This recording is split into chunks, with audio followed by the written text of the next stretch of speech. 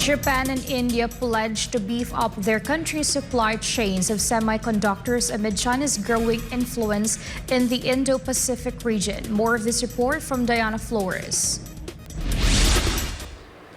Japanese Minister of Economy, Trade and Industry Yasutoshi Nishimura held talks with India's Minister of Electronics and Information Technology Ashwini Vaishnaw Thursday in New Delhi and signed a memorandum of understanding on strengthening semiconductor supply chains.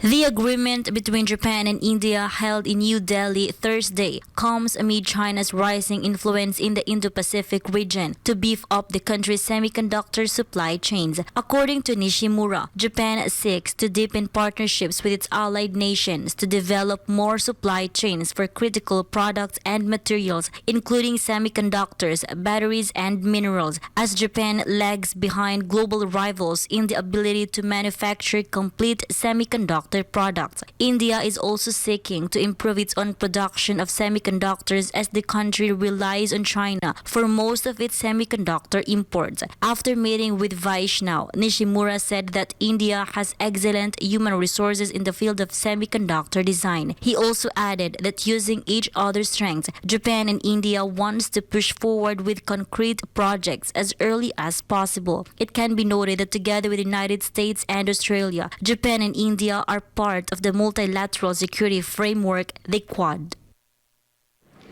To add, United States President Joe Biden and Indian Prime Minister Narendra Modi are eyeing for a bilateral summit in Washington June to discuss ways to strengthen semiconductor supply chains and also industrial materials and technologies. Ijo, Diana Flores, Tokyo Kara Hokoko Itashimashita, SMNI News, Japan. The Chinese government extends assistance to farmers in Nueva Ecija, Philippines. But what kind of aid is this? Let's find out with MJ Mondihar in his report from the town of Santo Domingo. Native farmer Milencio Taguinaldo received an invitation to go to the municipal office today. So he made his way to the Santo Domingo gymnasium despite the scorching heat.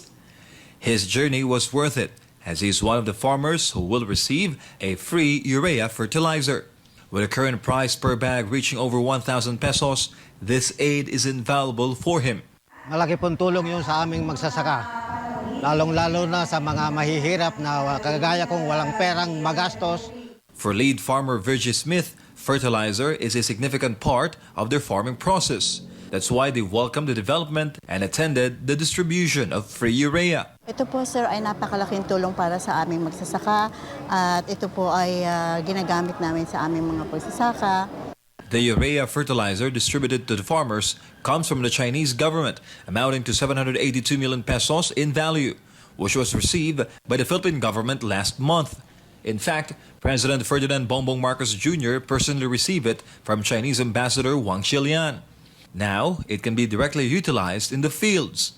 Siyempre, napakalaking tulong po considering na napakamahal ng cost ng fertilizers ngayon. Central Luzon received a substantial portion of the urea fertilizer from China, accounting for 43% of the total supply.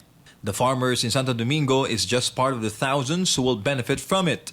In total, more than 2,000 bags of urea have been distributed in the municipality. The foods and a stronger momentum of our cooperation in agriculture. Hand in hand, we are forging ahead to explore new growth areas.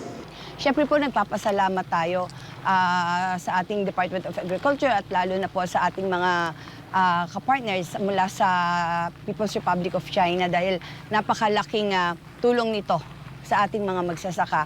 With that, the beneficiaries hope for a continued cooperation between China and the Philippines in such projects. For Ganamibal of Philippines, MJ Mondihar, SMNI News. U.S. Secretary of State Antony Blinken announced a scheduled visit to several Pacific nations at a time when the Biden administration shifts its Indo-Pacific strategy into overdrive. Sheena Salim has the news.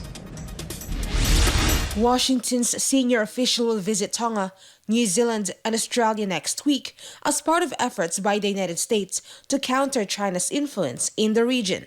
U.S. Secretary of State Anthony Blinken will visit the region from July 28 to 29. The diplomatic tour will be full of meetings with officials from the 3 Pacific nations, including the inauguration of new embassy in Tonga. The State Department told lawmakers it envisions hiring dozens of staffers in the next 5 years and spend at least $10 million for startup, design, and construction costs of new and existing embassies in the region.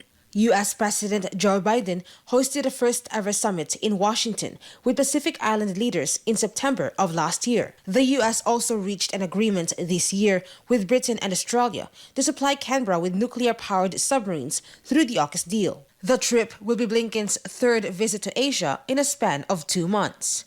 Reporting from New South Wales, this is Sheena Salim, SMNI News, Australia.